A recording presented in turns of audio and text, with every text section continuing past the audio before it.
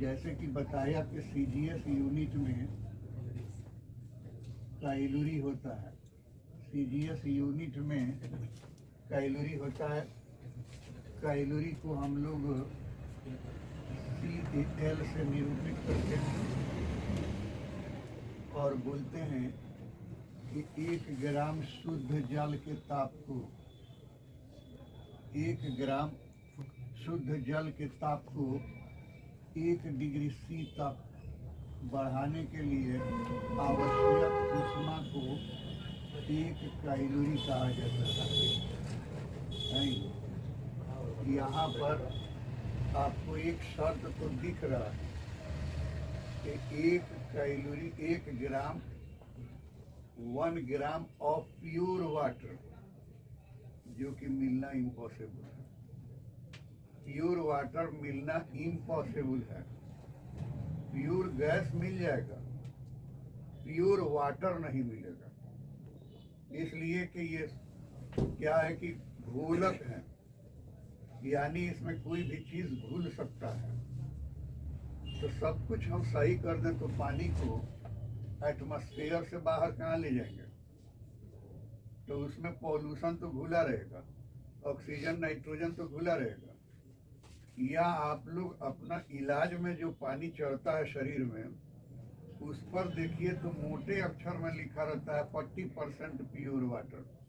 क्या मतलब कि इसमें जो अशुद्धि है वो 40% हटा हुआ है, 60% तो उसी में, तो मेडिसिन में काम आता है।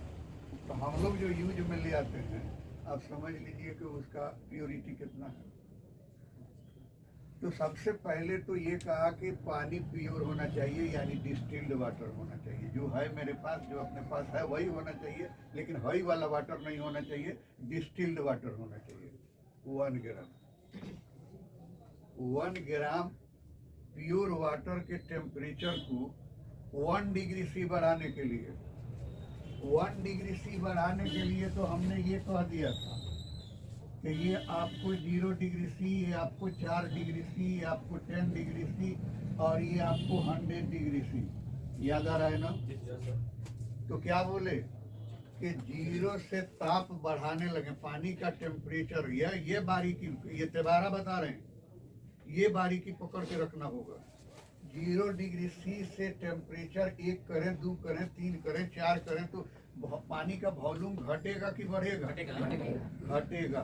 4 से नीचे आवे तो बढ़ेगा। उल्टा है।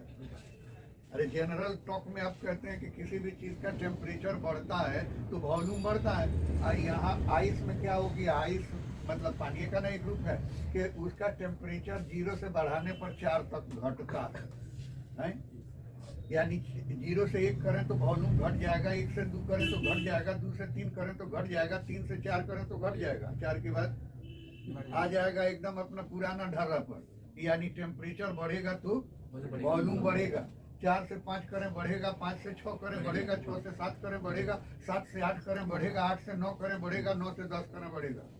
ये 10 का को लगा दिया, तो 10 इसलिए लगा दिया कि 4 से 5 करें 5 डिग्री C, तो मान लेते हैं कि वॉल्यूम में 0.7 cc की वृद्धि होता है। C से क्यूबिक, C से सेंटीमीटर, क्यूबिक सेंटीमीटर। अब जो है 6 करेंगे, 6 डिग्री C करेंगे तो वॉल्यूम 0.7 डिग्री cc नहीं बढ़ेगा, उससे ज्यादा बढ़ेगा। तो हमने माना कि ये बढ़ के हो गया आपको 1 डिग्री C के बढ़ने से 7 बढ़ा, लेकिन हिया से हेतने जो बढ़ा रहे हैं तो 8 cc बढ़ गया। हेतने की बात कर रहे हैं। फिर क्या करते हैं, 6 से 7 करेंगे तो इससे भी ज्यादा बढ़ेगा, 7 से 8 करेंगे तो उससे भी ज्यादा बढ़ेगा, 8 से 9 करेंगे तो उससे भी ज्यादा बढ़ेगा, 9 से 10 करेंगे तो उससे भी ज्यादा बढ़ेगा। क्या मतलब कि जिस तरह से बाइक चलाते हैं, ज्यादा एक्सेलेटर दबाते हैं यानी ज्यादा तेल खर्चा करते हैं, तब क्या होता है, गाड़ी स्लो स्पीड से बढ़ता है, ताकि एक में पूरा पकड़ लेता, तो तेल ज्यादा खर्चा हुआ और गाड़ी कम चला। फिर जो है अब धीरे धीरे गाड़ी का स्पीड बढ़ता जाता है, और बढ़ते बढ़ते कैसा समय आता है कि गाड़ी का स्पीड यूनिफॉर्म हो जाता है। तो ये 10 से यूनिफॉर्म हो जाएगा। अब 10 से 11 करने पर अगर आयतन में आपको जो है 2 सीसी की वृद्धि होता है, तो 11 से 12 करने में भी 2 सीसी की वृद्धि, 12 से 13 करने में भी 2 सीसी की वृद्धि, यानी 10 से लेकर 100 तक यूनिफॉर्म हो जाएगा। 0 से 4 तक वॉल्यूम घटेगा, 4 से 10 तक अनयूनिफॉर्मली ढंग से बढ़ेगा, और 10 से 100 तक यूनिफॉर्म ढंग से बढ़ेगा। अब दिमाग में कोनो फतूर नहीं ना है जी, उस दिन उसके को रहा था, नहीं समझ में आया। अब ये हो गया, तो ये कहा कि 1 ग्राम प्योर वाटर के टेम्परेचर को 1 डिग्री सी तक बढ़ाने के लिए आवश्यक ऊष्मा को 1 कैलोरी कहा जाता है। कौन 1 डिग्री सी, यही बारीकी हमको बताना था। अरे 1 तो आप 0 से 1 ले सकते हैं, 3 से 4 ले सकते हैं, 8 से 9 ले सकते हैं, यानी 4 डिग्री के भीतर वाला भी 1 ले सकते हैं। 4 डिग्री के बाहर और 10 डिग्री के भीतर वाला भी 1 डिग्री सी ले सकते हैं, और 10 डिग्री से 100 डिग्री के भीतर वाला भी 1 डिग्री सी ले सकते हैं। तो कौन 1 डिग्री सी लीजिए? 3 को 1 डिग्री सी बताया, ये और ये। तो कौन डिग्री सी लेना है? 10 से 12। ये बोलना कौन डिग्री सी लेना है? आफ्टर 10 या बिफोर 10? आफ्टर 10। जुती आएगा 10 से 12। आफ्टर 10 यूनिफॉर्म तब न हो रहा है। वो पहले वाला ले लोगे तो वो किलो हो जाएगा कि हो जगह पर दूसरा, है जगह पर दूसरा। 10 के बाद वाला लोगे तब न यूनिफॉर्म जा रहा है जी, तब न ये यूनिट बनेगा। तो ये देखना, नोट्स वगैरह में पता नहीं क्या लिखे हैं, स्टाइल मारे होंगे, उससे घबराने की जरूरत नहीं है। कहीं लिख दिए होंगे कि 1 ग्राम शुद्ध जल के ताप को 13.5 डिग्री सी से 14.5 डिग्री सी तक बढ़ाने के लिए आवश्यक ऊष्मा। तो कितना हो गया? 10 से 12। अरे हुआ कितना, रेंज कितना हुआ? 1 डिग्री से 13.5 से 14.5, तो हुआ तो 1। लेकिन आफ्टर 10 एक कहीं लिख दिए होंगे 55.7 डिग्री सी से 56.7 डिग्री सी। तो ये घबराने की जरूरत नहीं है, ये स्टाइल है, वो आपको 10 से लेकर के 100 के बीच में कोनो भी रेंज ले सकते हैं। ठीक, अब क्या हो गया? Kilo calorie. कौन सिस्टम में है ये? MKS में। 1 kg शुद्ध जल के ताप को 1 डिग्री सी तक बढ़ाने के लिए आवश्यक ऊष्मा को 1 किलो कैलोरी कहा जाता है। बात तो वही हो गया कि ग्राम था, ये किलो कर दिया। और ये 1 कब लेंगे? आफ्टर 10 डिग्री सी, 10 से बाहर कुछ भी, 10 से बाहर कोई 1 ले सकते हैं। ठीक, अब क्या हो गया? इसको आप बदल दीजिए कैलोरी में, वो पल्ला बंद कर दो। 1000 ग्राम गुना 1 डिग्री सी।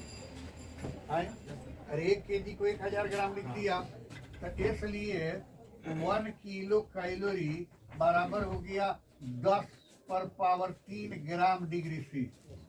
ठीक है ना? तो इसलिए 1 किलो कैलोरी हो गया आपको 10 पर पावर 3 कैलोरी। हाँ ठीक है। 1 गुना 1 बराबर 1, और ग्राम गुना डिग्री सी बराबर ग्राम डिग्री सी, 1 कैलोरी बराबर 1 ग्राम डिग्री सी। तो जब यहाँ 10 पर पावर 3 ग्राम डिग्री सी आ गया, तो ग्राम डिग्री सी को हम कैलोरी लिख देंगे। तो इससे कैलोरी को किलो कैलोरी में और किलो कैलोरी को कैलोरी में बदला जाता है। ठीक है, अब क्या हो गया कि जूल।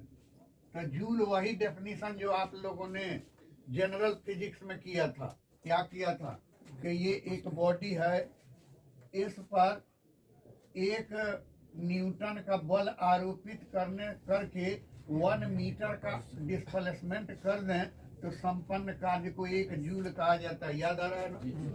यानी किसी बॉडी पर 1 न्यूटन का फोर्स एक्टेड करके उसमें 1 मीटर का विस्थापन कर दिया जाए तो संपन्न कार्य या संचित ऊर्जा या उत्पन्न ऊष्मा को 1 जूल माना जाता है। तीनों एक ही ना होता है। अरे हीट बराबर एनर्जी, एनर्जी बराबर वर्क, और वर्क बराबर जूल। तो ये तीनों में तो यहाँ पर वही कहा कि किसी बॉडी पर 1 न्यूटन का बल आरोपित करने से यदि उसमें 1 मीटर का विस्थापन हो रहा हो तो संपन्न कार्य स्टोर ऊर्जा, संचित ऊर्जा या उत्पन्न ऊष्मा 1 जूल कहलाता है। और क्या है कि 1 कैलोरी बराबर होता है 4.18 जूल बराबर 4.2 जूल अप्रोक्सीमेट। मतलब कि एक्यूरेट मान होता है कि 1 कैलोरी बराबर 4.18 जूल होता है, लेकिन राउंड फिगर में बुक में लिखता है 4.2 जूल। ये अप्रोक्सीमेट यानी लगभग लिख दिया, ठीक है ना। अब क्या हो गया, आप क्या बोले हुए थे, British thermal unit, British thermal unit. और इसको क्या कहा था कि 1 पाउंड शुद्ध जल के ताप को 1 पाउंड शुद्ध जल के ताप को 1 डिग्री एफ तक बढ़ाने के लिए आवश्यक ऊष्मा को एक ब्रिटिश थर्मल यूनिट कहा जाता है। यानी एफपीएस सिस्टम में ये चला गया। 1 पाउंड शुद्ध जल के ताप को 1 डिग्री एफ तक बढ़ाने के लिए आवश्यक ऊष्मा को एक ब्रिटिश थर्मल यूनिट कहा जाता है।